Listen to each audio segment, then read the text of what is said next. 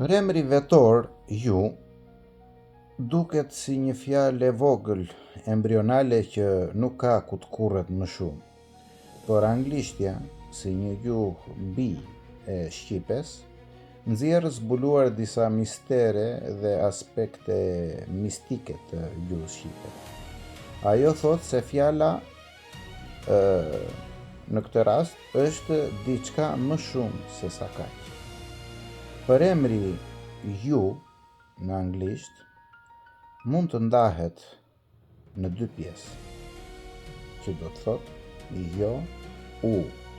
Pra e përkthyer në shqip do të thot jo unë, por kush është përballë meje ose përveç meje. Këtë e thonë edhe gjuhë të tjera si hollandishtja, gjuha afrikanse, po mund të ketë edhe të tjera ndoshta. Kjo pamje simbolike sjell një qasje të re në shikimin e gjuhëve, të cilat nuk duhet shikohen si të ndara, por si një e vetme, si një meta gjuhë.